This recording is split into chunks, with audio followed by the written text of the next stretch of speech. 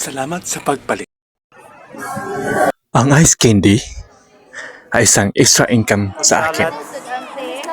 Nilala ko ito sa Paralan dito sa Cebu Normal tuwing break time ko sa 12 noon hanggang 1 p.m. ng hapon. Marami ding bumibili kasi nasasarapan sila. Salamat po sa inyo. May 4 na flavors po mga kaibigan. Isang mango float, salad, cookies and cream at saka avocado. Dito naman, nagsusulat ako ng aking kapital at saka profit.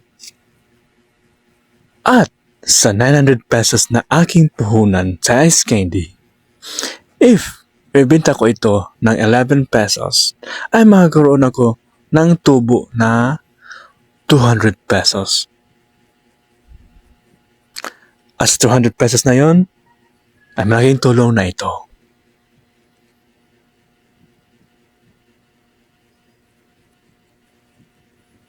₱200 nakita.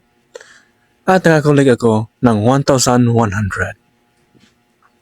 At ang 200 pesos na yun ay save ko sa aking future. Salamat po sa pagtangkilik na aking produkto.